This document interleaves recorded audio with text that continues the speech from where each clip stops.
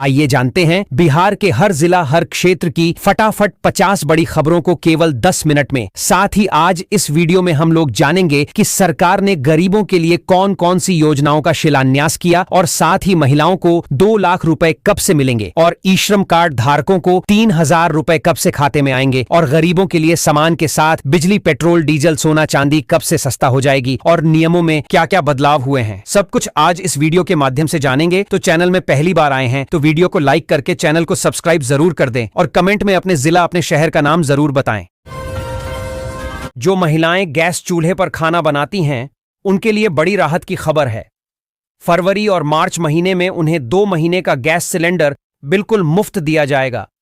इसके साथ ही सरकार द्वारा 1,500 रुपये की सब्सिडी सीधे उनके बैंक खाते में भेजी जाएगी। बीमा सखी योजना के तहत महिलाओं को आत्मनिर्भर बनाने के लिए 7,000 रुपये की आर्थिक सहायता दी जाती है। इस योजना का उद्देश्य महिलाओं को बीमा सेवाओं से जोड़ना, रोजगार के अवसर देना और उन्हें वित्तीय रूप से सशक्त बनाना है। इससे ग्रामीण और शहरी महिलाओं को विशेष लाभ मिलता है। बिहार बोर्ड ने इंटरमीडिएट परीक्षा 2026 के लिए नए नियम जारी किए हैं। छात्रों को यूनिक आईडी कोड मिलेगा और प्रश्न पत्र पढ़ने के लिए 15 मिनट अतिरिक्त दी जाएंगे। परीक्षा में 50% वस्तुनिष्ठ प्रश्न होंगे और जिनमें 100% अतिरिक्त विकल्प मिलेंगे। दिव्यांग छात्रों को लेखक और अतिरिक्त समय की सुविधा मिलेगी। कदाचार रोकने के लिए मोबाइल फोन प्रतिबंधित रहेंगे और पटना में 84 केंद्र बनाए गए हैं। बिहार विद्यालय परीक्षा समिति की इंटरमीडिएट वार्षिक परीक्षा 2 से 13 फरवरी तक 1762 केंद्रों पर होगी। 13.17 लाख से अधिक परीक्षार्थी शामिल होंगे। परीक्षा में 2 स्तर पर तलाशी होगी और इलेक्ट्रॉनिक उपकरण प्रतिबंधित रहेंगे। प्रश्न पत्र 10 सेटों में मिलेंगे। परीक्षार्थियों को निर्धारित समय से 1 घंटा पहले प्रवेश मिलेगा, जबकि गेट आधा घंटा पहले बंद हो जाएंगे। बिहार सरकार गन्ना खेती का रकबा बढ़ाने के लिए प्रयासरत है। इसके तहत जिन इलाकों में गन्ना नहीं उगता वहां नए किसानों को 5 एकड़ तक मुफ्त गन्ना बीज दिए जाएंगे। गन्ना उद्योग विभाग ने 15 दिनों के भीतर सभी गन्ना किसानों का पंजीकरण कराने और उनके बकाया मूल्य का भुगतान करने का निर्देश दिया है। इसका उद्देश्य चीनी मिलों को गन्ने की कमी से बचाना और किसानों को जागरूक करना है। बिहार में मुख्यमंत्री किशोरी स्वास्थ्य योजना के तहत सरकारी स्कूलों की 7वीं से 12वीं कक्षा की छात्राओं को सैनिटरी पैड खरीदने के लिए सालाना 300 रुपये मिलते हैं। यह राशि सीधे बैंक खाते में भेजी जाती है। बक्सर में 60 लाख की लागत से मायरा जैविक सैनिटरी पैड उत्पादन इकाई स्थापित की गई है, जिसका संचालन जीविका दीदियां कर रही हैं। यह योजना छात्राओं की स्वच्छता और शिक्षा में सुधार ला रही है। बिहार में 91 SC/ST आवासीय विद्यालयों में 4,966 पदों पर जल्द नियुक्तियां होंगी, जिनमें 1,326 शिक्षकों के पद शामिल हैं। बिहार लोक सेवा आयोग द्वारा भर्ती की जाएगी। राज्य के सभी प्रखंडों में छात्रावास खोले जाएंगे और 28 नए आवासीय विद्यालयों को भी मंजूरी मिली है। मुख्यमंत्री मेधावृत्ति योजना और छात्रवृत्ति योजनाओं का विस्तार किया गया है, जिससे हजारों छात्रों को लाभ मिलेगा। सुपौल के सरायगढ़ भपटियाही प्रखंड की मुरली पंचायत में मुख्यमंत्री नल जल योजना 6 माह से कागजों में सिमटी है। वार्ड नंबर 1 की 500 से अधिक आबादी आयरन युक्त पानी पीने को मजबूर है, क्योंकि मुख्य पाइपलाइन कट गई है। विभागीय उदासीनता के कारण मरम्मत नहीं हुई। ग्रामीण अब मुख्यमंत्री से गुहार लगाएंगे, जबकि कनीय अभियंता ने शीघ्र समाधान का आश्वासन दिया है। प्रधानमंत्री मोदी के नेतृत्व में बिहार को पिछले दशक में केंद्र से 9.23 लाख करोड़ रुपए की सहायता मिली, जो यूपीए काल के 2.8 लाख करोड़ रुपए से 3 गुना अधिक है। भाजपा प्रवक्ता नीरज कुमार के अनुसार नोटबंदी और जीएसटी के बावजूद यह वृद्धि हुई। विशेष पैकेज, पीएम किसान, उज्ज्वला जैसी योजनाओं से राज्य में सड़क, बिजली, कृषि और महिला सशक्तिकरण सहित विभिन्न क्षेत्रों में विकास को गति मिली है। शिक्षा विभाग ने बिहार स्टूडेंट क्रेडिट कार्ड योजना में आवेदनों की संख्या में वृद्धि के कारण पटना सहित 6 जिलों के 15 निजी शिक्षण संस्थानों की जांच का आदेश दिया है। इन संस्थानों में छात्रों की संख्या की भौतिक और स्थलीय जांच की जाएगी। जिला शिक्षा पदाधिकारियों को 15 दिनों के भीतर रिपोर्ट सौंपने को कहा गया है ताकि आवेदनों की सत्यता सुनिश्चित की जा सके। बिहार के सरकारी स्कूलों और कॉलेजों में छात्रों को आर्टिफिशियल इंटेलिजेंस AI से जोड़ने की पहल शुरू हो रही है। शिक्षा विभाग ने इसके लिए बजट में प्रावधान किया है और जल्द ही एक अग्रणी कंपनी के साथ MOU होगा। छात्रों को गूगल जेमिनी AI और जियो AI जैसे अत्याधुनिक टूल्स का व्यावहारिक प्रशिक्षण दिया जाएगा। कार्यशालाओं के माध्यम से शिक्षकों और छात्रों को AI के उपयोग में दक्ष बनाया जाएगा। बिहार विद्यालय परीक्षा समिति ने इंटरमीडिएट वार्षिक परीक्षा 2026 के लिए सख्त नियम जारी किए हैं। परीक्षार्थियों को परीक्षा शुरू होने से 1 घंटा पहले केंद्र में प्रवेश मिलेगा और मुख्य द्वार 30 मिनट पहले बंद हो जाएगा। देर से आने पर प्रवेश नहीं मिलेगा और आपराधिक कार्रवाई हो सकती है, जिसमें 2 साल का निष्कासन भी शामिल है। सीतामढ़ी में 64 केंद्रों पर 34,589 छात्र परीक्षा देंगे। पटना में नीट की तैयारी कर रही छात्रा की संदिग्ध मौत मामले में मुख्यमंत्री नीतीश कुमार ने CBI जांच की सिफारिश की है। परिजनों ने इसे आत्महत्या नहीं, हत्या बताया है और पुलिस पर दबाव बनाने का आरोप लगाया है। DGP से मुलाकात के बाद भी न्याय न मिलने पर परिवार ने आत्महत्या की धमकी दी है। DNA रिपोर्ट का इंतजार है, जबकि छात्राओं ने भी CBI जांच की मांग को लेकर मार्च निकाला है। बिहार सरकार ने 2 फरवरी से शुरू हो रहे बजट सत्र में माइक्रोफोन संबंधी तकनीकी गड़बड़ी से बचने के लिए एक 3 सदस्यीय समिति का गठन किया है। यह समिति विधानसभा, विधान परिषद और सेंट्रल हॉल में लगे ऑडियो सिस्टम की तकनीकी स्थिति का सत्यापन करेगी। पिछले सत्र में राज्यपाल के अभिभाषण के दौरान हुई माइक की खराबी को गंभीरता से लेते हुए यह कदम उठाया गया है ताकि सदन की कार्यवाही सुचारू रूप से चल सके। बिहार कैबिनेट ने अपनी सेमीकंडक्टर पॉलिसी को मंजूरी दे दी है, जिससे राज्य में बड़े निवेश और रोजगार के अवसर पैदा होंगे। यह नीति अन्य राज्यों की तुलना में 10% अधिक सब्सिडी प्रदान करती है। सेमीकंडक्टर निर्माण के लिए आवश्यक पानी की प्रचुरता बिहार का एक बड़ा फायदा है। खासकर कोसी नदी के जल का उपयोग किया जा सकता है।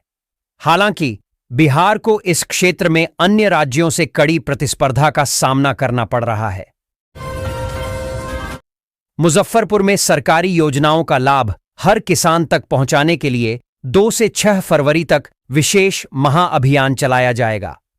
जिलाधिकारी ने किसानों के निबंधन और eKYC की प्रक्रिया को अनिवार्य व सरल बनाया है। इसका उद्देश्य पात्र किसानों की पहचान कर उन्हें सीधा लाभ देना है। कमजोर प्रदर्शन वाले प्रखंडों को सक्रियता बढ़ाने के निर्देश दिए गए हैं, वरना जिसमें प्रतिदिन 2000 निबंधन का लक्ष्य रखा गया है। मत्स्य विभाग कोसी क्षेत्र में सजावटी मछलियों की बढ़ती मांग को देखते हुए उत्पादन बढ़ा रहा है।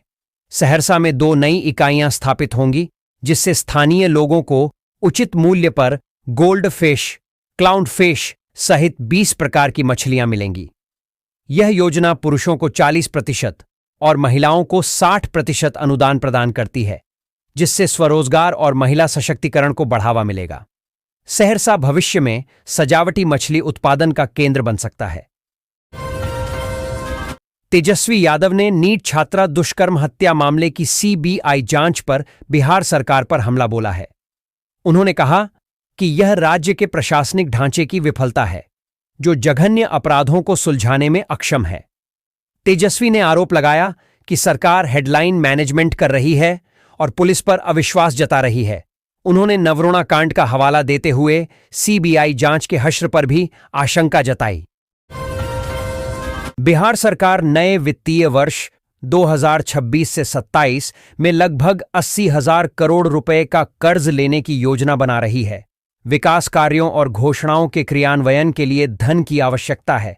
हालांकि इससे राजकोषीय घाटा अधिकतम 3% की सीमा को पार कर सकता है। केंद्र से सकल राज्य घरेलू उत्पाद जीएसडीपी का 5% आर्न लेने की अनुमति मांगी गई है, पर इसकी संभावना कम है। बढ़ते कर्ज से ब्याज भुगतान का बोझ भी बढ़ेगा। पटना जिले की 322 पंचायतों में 2 से 6 फरवरी तक विशेष शिविर लगेंगे ताकि फार्मर रजिस्ट्री कार्य में तेजी लाई जा सके। जिलाधिकारी डॉक्टर त्यागराजन एसएम ने अधिकारियों को किसानों में जागरूकता बढ़ाने और एग्री स्टैक परियोजना का लक्ष्य समय पर पूरा करने के निर्देश दिए। अब सीएससी और वसुधा केंद्रों पर फार्मर रजिस्ट्री के लिए कोई शुल्क नहीं लगेगा, जिससे किसानों को सीधा लाभ मिलेगा। बिहार में मोबाइल चोरी अब सिर्फ अपराध नहीं, बल्कि 380 करोड़ रुपए की डिजिटल ठगी का बड़ा हथियार बन गई है। अपराधी चोरी हुए फोन से बैंकिंग ऐप और यूपीआई एक्सेस कर बैंक खाते खाली कर रहे हैं। शहरी युवा और कामकाजी लोग मुख्य निशाना हैं, जिनकी डिजिटल लापरवाही ठगों का काम आसान बनाती है। पुलिस के लिए यह बड़ी चुनौती है, जबकि विशेषज्ञों ने सिम ब्लॉक करने और मजबूत सुरक्षा उपायों की सलाह दी है। भागलपुर में पीएम आवास योजना ग्रामीण और ईकेवाईसी सत्यापन में लापरवाही पर उप विकास आयुक्त ने सख्त कार्रवाई की है। 30 चेकरों के मानदेय में 10 से 20% और 27 पंचायत रोजगार सेवकों के मानदेय में 15 से 25% की कटौती 6 माह के लिए की गई है। भविष्य में लापरवाही पर अनुबंध समाप्त करने की चेतावनी भी दी गई है, ताकि योजनाओं का क्रियान्वयन सुचारू हो सके। पटना के कंकड़बाग निवासी एक स्कूल शिक्षक शैलेंद्र कुमार कर्ण की गुरुग्राम में संदिग्ध परिस्थितियों में मौत हो गई। उनका शव एंजेल चिल्ड्रन एकेडमी के क्लासरूम में कुर्सी पर मिला। सिर में गोली लगी थी और पास में एक पिस्तौल भी बरामद हुई। पुलिस प्रथम दृष्टया इसे आत्महत्या मान रही है, लेकिन सभी पहलुओं से जांच कर रही है। मृतक पिछले 25 सालों से गुरुग्राम में पढ़ा रहे थे और 3 साल से पत्नी से अलग रह रहे थे। भाजपा ने केंद्र और बिहार सरकार की बजट योजनाओं को जमीन पर उतारने की रणनीति बनाई है। पार्टी कार्यकर्ता घर घर जाकर जन कल्याणकारी योजनाओं की जानकारी देंगे, ताकि आमजन को उनका लाभ मिल सके। इस अभियान का उद्देश्य एनडीए सरकार की जनहितैषी नीतियों को उजागर करना और लोगों को योजनाओं से जोड़ना है। इसमें कृषि, रोजगार, महिला सशक्तिकरण और बुनियादी ढांचा विकास जैसी योजनाएं शामिल होंगी। बिहार स्वास्थ्य विभाग 2022 से 25 बैच के 490 पोस्ट ग्रेजुएट डॉक्टरों को सरकारी अस्पतालों में तैनात करने की तैयारी में है। इन डॉक्टरों को अनिवार्य सेवा बांड के तहत 2 साल के लिए विभिन्न विशेषज्ञ विभागों में पदस्थापित किया जाएगा। वे जिला अस्पतालों सहित अन्य सरकारी स्वास्थ्य सुविधाओं में विशेषज्ञ चिकित्सक के रूप में अपनी सेवाएं देंगे, जिससे राज्य की स्वास्थ्य सेवाओं में सुधार होगा। मुजफ्फरपुर में मौसम ने अचानक करवट ली है। तेज हवाओं के कारण ठिठुरन बढ़ गई है। अधिकतम तापमान 21 डिग्री सेल्सियस दर्ज किया गया, जो सामान्य से 1.3 डिग्री कम है और 15 दिनों में पहली बार हुआ है। पश्चिमी विक्षोभ के प्रभाव से अगले कुछ दिनों तक बादल छाए रहेंगे और ठंड महसूस होगी। किसानों को हल्दी, ओल और राई की कटाई करने की सलाह दी गई है। बिहार के निबंधन कार्यालय फरवरी में महाशिवरात्रि को छोड़कर सभी रविवार को खुले रहेंगे, जिससे जमीन और फ्लैट के निबंधन में नागरिकों को सुविधा मिलेगी। मद्य निषेध, उत्पाद एवं निबंधन विभाग ने यह आदेश जारी किया है। साथ ही गृह विभाग में अपर मुख्य सचिव अरविंद कुमार चौधरी ने जन सुनवाई कर अधिकारियों को संवेदनशीलता से समस्याओं के समाधान के निर्देश दिए। भोजपुरी पावर स्टार पवन सिंह की तीसरी शादी की अटकलों के बीच उनकी पत्नी ज्योति सिंह के सोशल मीडिया पोस्ट वायरल हो रहे हैं। ज्योति ने लिखा, शादी हो या तलाक, औरत ही बेघर होती है। उन्होंने यह भी कहा कि बेटी की शादी ऐसे शख्स से करें जो फैसले ले सके। ये पोस्ट पवन सिंह के मिस्ट्री गर्ल को मेरी जान कहने के बाद आए हैं। बिहार सरकार ने पर्यावरण संतुलन के साथ पर्यटन विकसित करने के लिए Bihar eco tourism development society के गठन को मंजूरी दी है। इसका उद्देश्य प्राकृतिक संसाधनों का संरक्षण, जैव विविधता की सुरक्षा और सतत पर्यटन को बढ़ावा देना है। यह पहल स्थानीय समुदायों को रोजगार और स्वरोजगार के अवसर प्रदान करेगी, ग्रामीण अर्थव्यवस्था को मजबूत करेगी और निजी निवेश आकर्षित कर बिहार के पर्यटन को राष्ट्रीय व अंतर्राष्ट्रीय पहचान दिलाएगी। देश में 32% लोगों में गठिया की समस्या है, जो फेफड़ों को भी प्रभावित कर सकती है। एम्स के डॉक्टर उमा कुमार ने मोटापा, जंक फूड और कम शारीरिक गतिविधि को इसका कारण बताया। विशेषज्ञों ने गर्भावस्था में सावधानी, बच्चों में बीपी शुगर की बढ़ती समस्या, बुजुर्गों के लिए व्यायाम, मधुमेह प्रबंधन और मांसपेशियों की कमजोरी पर चर्चा की। स्वस्थ जीवन शैली और नियमित जांच को बीमारियों से बचाव का बेहतर उपाय बताया गया। पटना में नीट छात्रा की संदिग्ध मौत पर पप्पू यादव ने गंभीर आरोप लगाए हैं। उन्होंने दावा किया कि 3 युवकों ने छात्रा का दुष्कर्म किया था। कुल 5 लोग शामिल थे और डॉक्टर की गिरफ्तारी पर सवाल उठाए। यादव ने घटना वाले दिन होटल बुकिंग की जांच की मांग की और गिरिराज सिंह की आलोचना की। उन्होंने यूजीसी एक्ट पर केंद्र सरकार की ढुलमुल नीतियों पर भी हमला बोला। इसे वंचित छात्रों के हित से जुड़ा बताया। सारण के तरैया स्थित 107 वर्षीय शीतलपुर प्राथमिक विद्यालय की बदहाली दैनिक जागरण की खबर से उजागर हुई। भूमि की अनुपलब्धता नए भवन निर्माण में बाधा थी। शिक्षकों की पहल पर 4 ग्रामीणों ने 6.51 डिसमिल जमीन दान की, जिससे शिक्षा विभाग सक्रिय हुआ। अब विद्यालय के नए भवन का रास्ता साफ हो गया है, जो सामुदायिक सहयोग का एक प्रेरणादायी उदाहरण है। रविचंद शर्मा, रवि कुमार और प्रिंस कुमार के स्टार्टअप RCX लाइटिंग ने शार्क टैंक इंडिया में बिहार का नाम रोशन किया। सारण निवासी रविचंद ने अपनी किफायती लाइटिंग तकनीक से निवेशकों को प्रभावित किया। बोट के अमन गुप्ता ने 50 लाख रुपए का निवेश ऑफर दिया। मुख्यमंत्री नीतीश कुमार की उद्यमी योजना और स्टूडेंट क्रेडिट कार्ड स्कीम से प्रेरित यह सफलता बिहार को इनोवेशन हब के रूप में स्थापित कर रही है। राष्ट्रीय जनता दल RJD ने केंद्रीय बजट से पहले बिहार को विशेष राज्य का दर्जा देने की मांग फिर उठाई है। पार्टी प्रवक्ता चित्तरंजन गगन ने बताया कि आर्थिक सर्वेक्षण में बिहार देश का सबसे गरीब राज्य है, जिसकी प्रति व्यक्ति आय सबसे कम है और राज्य पर 3.5 लाख करोड़ रुपए से अधिक का कर्ज है। RJD ने केंद्र पर नाइंसाफी का आरोप लगाया और पटना विश्वविद्यालय को केंद्रीय विश्वविद्यालय का दर्जा देने की भी मांग की। पूर्णिया विश्वविद्यालय की 6ठी सीनेट बैठक में वित्तीय वर्ष 2026 से 27 के लिए 338.50 करोड़ रुपए का बजट ध्वनि मत से पारित हुआ। इसमें वेतन, महंगाई भत्ता और पेंशन मद में 65% राशि सरकार से मांगी गई है। बजट में शिक्षकों, शिक्षकेतर कर्मियों, अतिथि शिक्षकों और पेंशन भोगियों के लिए महत्वपूर्ण प्रावधान किए गए हैं। विश्वविद्यालय की आंतरिक आय 61.65 करोड़ रुपए अनुमानित है।